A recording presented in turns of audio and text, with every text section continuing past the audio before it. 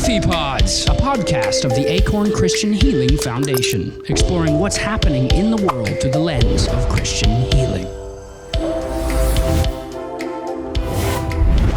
Well, hello, everybody. I noticed Lisa looks a little different today.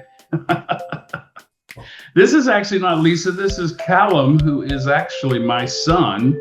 And I've been pestering him about a few things so much that I thought, you know what, this is worthy of a standalone Coffee Pod. So we've done a Coffee Pod bonus episode today and wanted to share it with everybody because I want some wisdom from somebody under the age of 30. And so Callum's agreed to jump online here with me and talk about a very interesting and maybe a little bit controversial subject. A little bit. Today. So welcome. Yeah, fantastic. So the kind of the theme today is the world is not so much rejecting God, but the world is forgetting to care. Mm-hmm. So there's kind of the beginning, and I'm gonna lead you with a question that's going to start a conversation today. All right, let's do it. Have you noticed a shift in societal tone toward Christianity? Have you noticed a shift in societal tone toward Christianity? Are more people becoming indifferent toward religion, relationships, and hope? Nihilism opposing faith, indifference challenging hope? Are we just forgetting to care? So that's a whole lot. That's like a smorgasbord of subjects that we can talk about. So let's dive in. Where do you want to start? Well, I'd like to start with that. I think a component of those questions, talking about what secular means. What is being secular? So if you could have a go at that, maybe I can chime in after. I mean, secular is about non-religious. So it's kind of the living life without a religious core, a religious plumb line. Secular just kind of means that you derive right and wrong and morality and goodness and all these things without religious principle. Secular means worldly, non-religious. It relates to things that are independent of religious influence. So right. that really is kind of the core of what secular means. Yeah.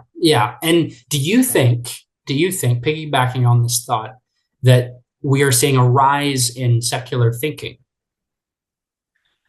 You know, some people argue that, but I think there's more religious thinking. It's just not in the classical sense. So in the old days, the Victorians, everybody, you know, they figured out their worldview through religious institutions. And so the church and the synagogue and all of these places of worship were a core part of someone's experience of the world and how to live. I think now you have a whole lot more people who have access to technology.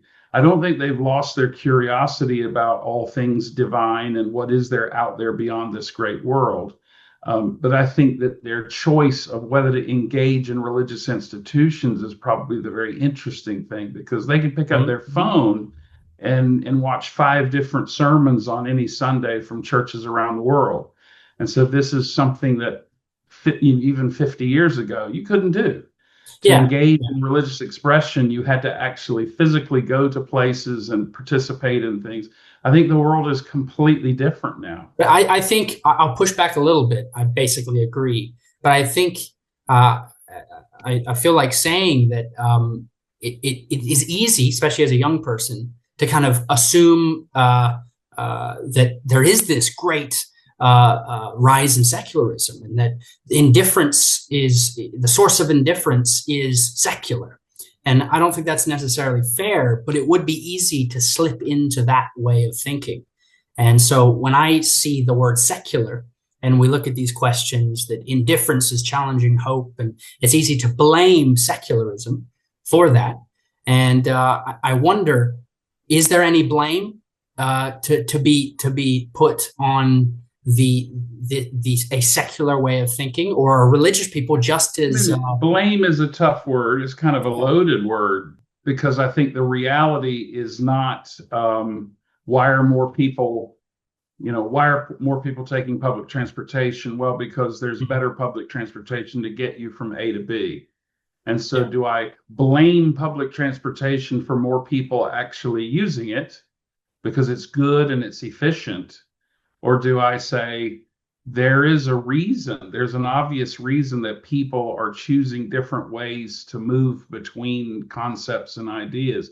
So the blame is on the institutions for not being elastic, because when the institutions become very static and very hard, then they refuse to listen to society, especially when secular, non-religious ideals in the political realm suddenly clash with religious ideology. And so then you suddenly almost have a war going on. And that's when people will say, well, I don't want this church business because these people are nuts. They stand directly against so many things that really, really matter. Do they become indifferent to church, you think? There's the slide. I mean, I think that was the thing in your opening question that you had me read. The indifference, I think, comes when the religious institutions and the leaders decide they don't really need to listen to the wisdom brought to them by people from the margins. So when people from the margins come in and say, hey, I've got something I would like to contribute to the discussion, and the religious leaders say, we don't really want to listen to you. We want to teach you. We want to mold you. We want to shape you. We want to show you what you're missing. And those young people say, why don't you let me show you what you're missing? And so those two ideals clash. And my guess is indifference is what happens when you've asked and asked and asked, and you haven't been invited to participate. You've kind of been shown as not being wanted. And then you just go, well, the heck with you. I don't need you. Sunday mornings, I'll go have a latte. I don't need to have anything to do with you. You guys are crazy. Yeah, that's the pattern, right? It's fascinating. Do you think that the tension is necessary?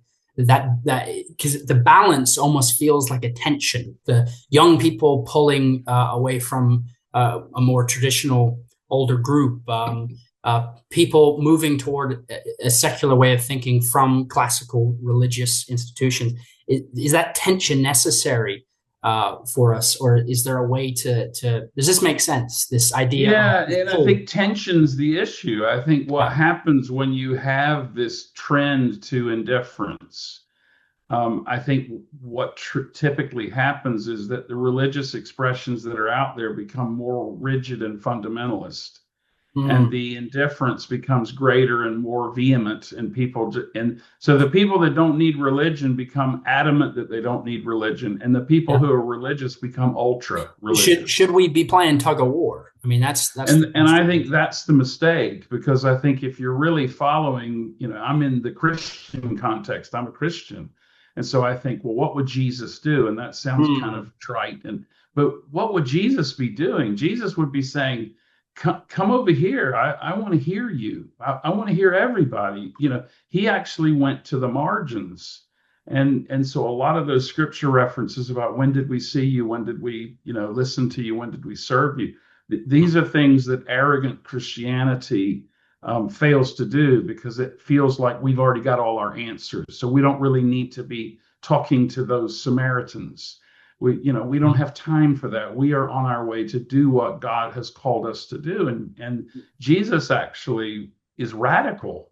He says the only thing that really matters is the things that you do in between your appointments. It's kind of this radical Christian message that we spend all our time planning our ministry, and what happens in between the things we plan, like Sunday services. The things that happen in between are often the things which are the richest ministry, which really change lives. But that's where culture and the giant church mentality will push back and say, no. The worship of God and the experience of God in these big arenas and these big experiences of God in buildings, that's what matters. And I think maybe, you have to tell me, but your generation seems to really not be all that into the big show. I think there are a lot of people that like the big show in religion, but I think you guys smell hypocrisy a mile away. And so the minute you smell a middle-aged man being a hypocrite, you're on it. And it's like there is no mercy for a hypocrite standing up preaching at a bunch of young people who have cell phones and access to AI. It's a tough thing. I'll speak for myself, being young and looking at the church as an institution. We have a quote here written down that I think it'd be an appropriate time to feed into the conversation. This is from Elie Wiesel. He wrote a few books, the Holocaust survivor, wonderful writer and a powerful story of survival. And he wrote, "The opposite of faith is not doubt, it's indifference." And I think that really speaks to me. When I think about my faith journey, about me showing up to church on a Sunday, I'm fighting that urge to be indifferent. That's for me what's going on. And so indifference, you're fighting indifference. You're not fighting whether you have faith or not. You're fighting whether you care about these other people. Absolutely. Is that what he's saying? Absolutely. And I think growing up with the church, and you've worked in the church for many, many years. That's right. You got a double whammy with two parents who are both ordained priests. That's right. And I think people, as we both know, can rub you the wrong way. And that's the rub for me. Yeah. It's not me in my own head. It's what's going on around me. It's when I acted, I'll be brief, but when I acted during my university time and with a small theater company, rehearsals, building the set, all the hustle and bustle that goes into a show. That's not that fun. It's hard work. When you step out on stage, it pays off. And I think for me, church can feel quite similar. There's all this hustle and bustle, people fluttering around, but sitting and praying is what it's all about. Interesting. So what if using the same metaphor, what if the performers in any good show, what if, the Les Mis in London up the road here is celebrating 40 years and there's all these exciting things going on. What if this show, which talks about Jean Valjean and faith and injustice and survival and raising a child that's not your own, all these amazing themes. What if the actors involved in that wonderful show, what if they really never cared about moving and stirring the hearts of the audiences that fill the theater every night? Well, I think it would look like, I'm not going to name churches or name people, but I think you can see that in churches today every Sunday. And so they kind of lack passion. Yeah. They're just selling tickets, filling seats, and selling ice cream. And you come in, you do your job, you do your curtain, your bows, and you leave the show. But you're not changing lives. And I guess, I love the theater analogy because you're right. It's a lot of hard work. But then when you do have an experience of putting on worship where you lead worship on a Christmas Eve service or Easter morning or something like that, and you really do care about the message of the gospel, then the idea is they see the integrity and the fact that you really are not indifferent, that you are simply trying to convey your deep love and affection for Jesus Christ. And that in itself is infectious. And so those who gather then become a part of the drama.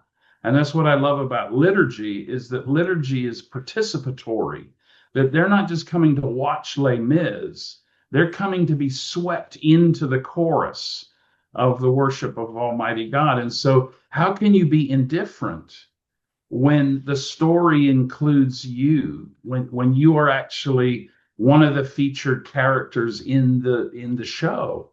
And I think and that's the problem. I know we said when secularism shifts, it becomes oppositional, and so you have people that will suddenly get their heels dug in, and then they start fighting against well-meaning good people who then become further entrenched.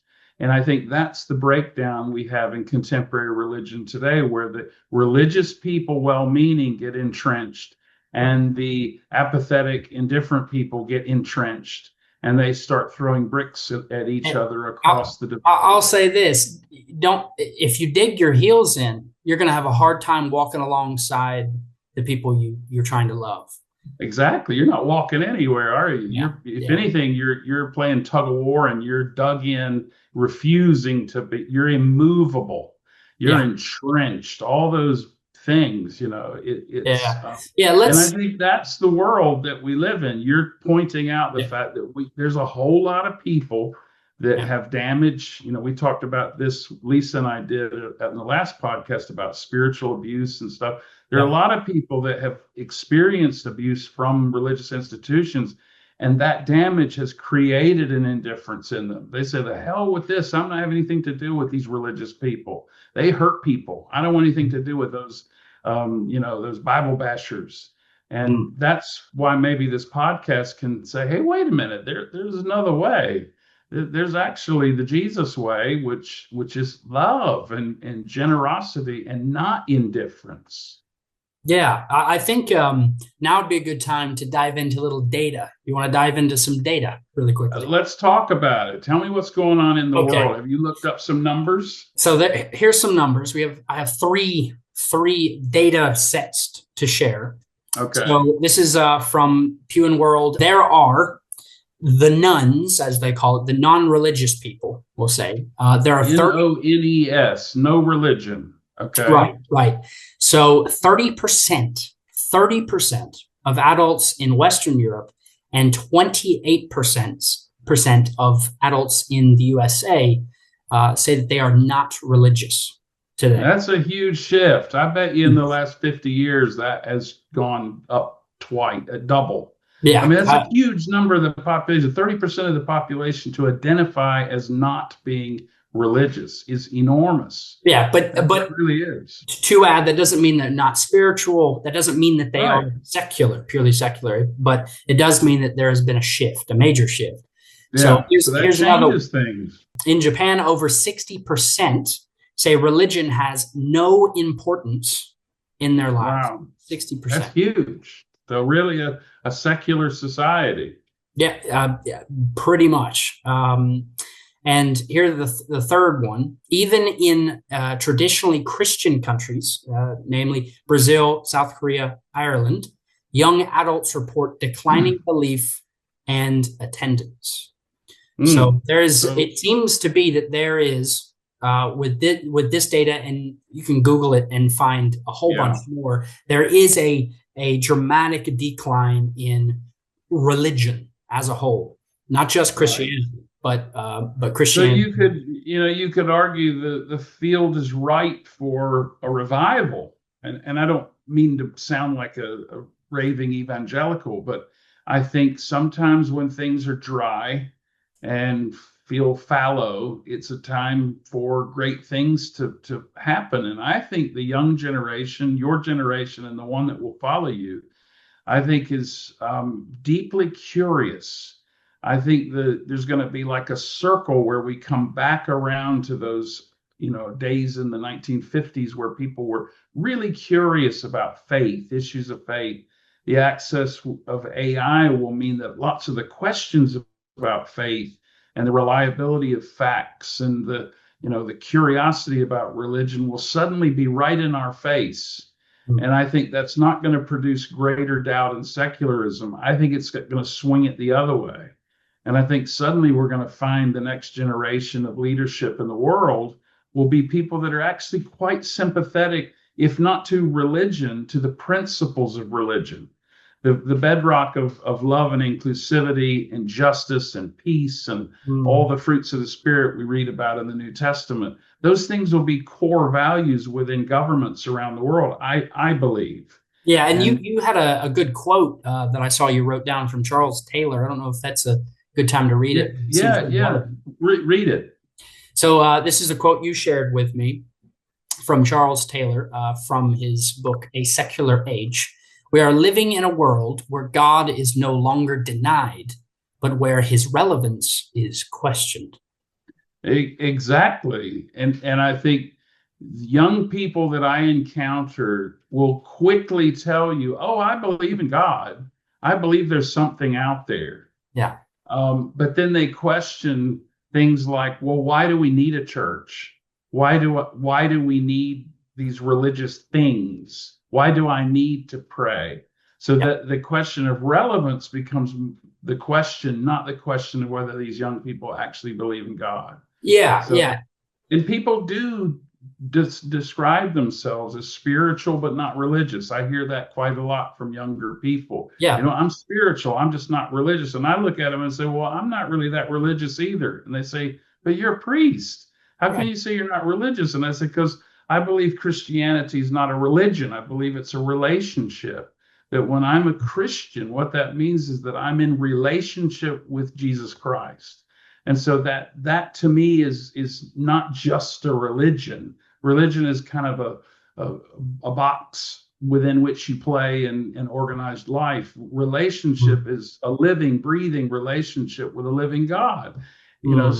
So that's kind of how I look at it, and that makes me maybe a little bit of an oddball, but that's where I am. Yeah, and I mean, you know me, I like social media stuff and following trends in tech, and I think there is an element of distraction every day. Yeah. In your phone, you get distracted. The last episode I was on, we went into digital media, and so I don't want to go too far into that. But it's kind of hard. It's hard, and maybe you can help me with this because I'm surely not the only one to silence the noise or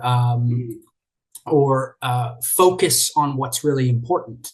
And so when we're talking about kind of fighting for our faith in a sense, how are we supposed to do that when you open TikTok and you're flooded with everything but stuff that's going to help you?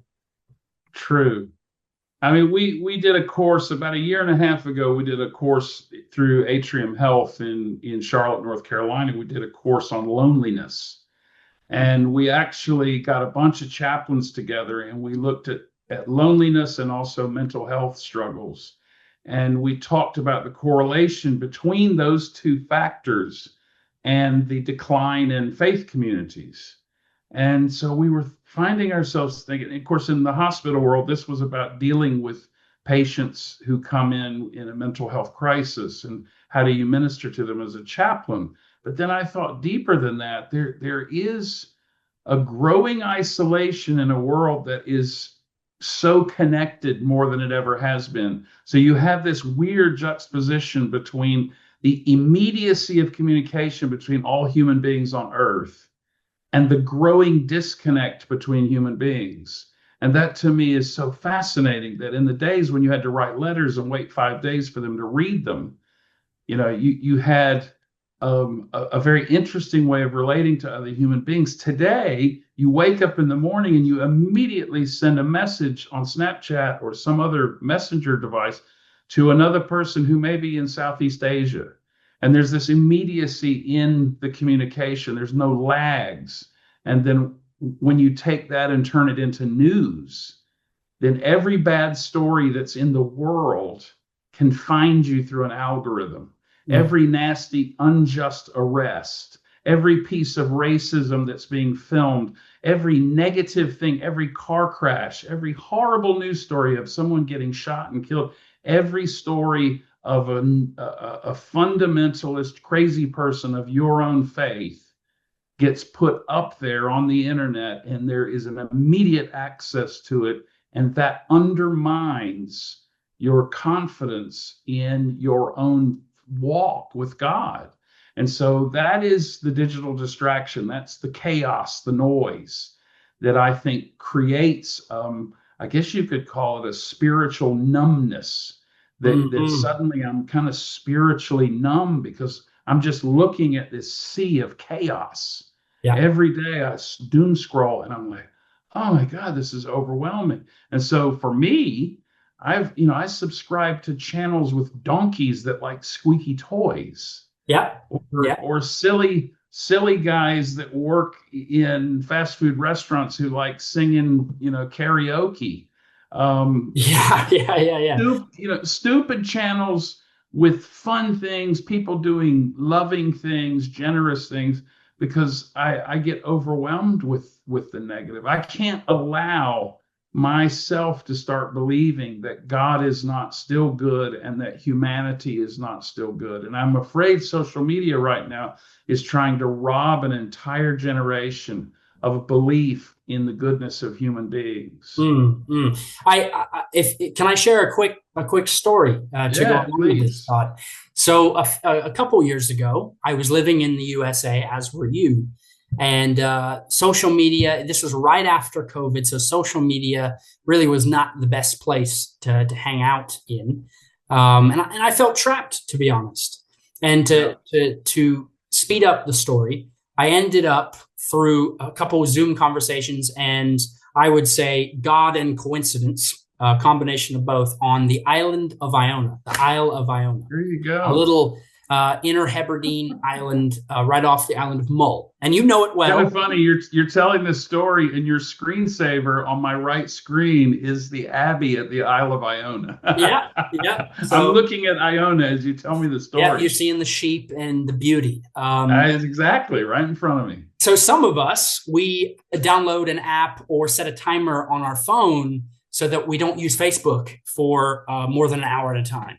My solution almost 2 years ago was to go to Iona and basically as Saint Brendan did, an Irish saint, open my sails and say, God, take me wherever you're going to take me. And that sounds a bit radical, kind of is radical. It's awesome. But that's where I was mentally. I just thought, all right, Yeah. I'm gonna end up where I'm gonna end up. So I ended up on Iona, and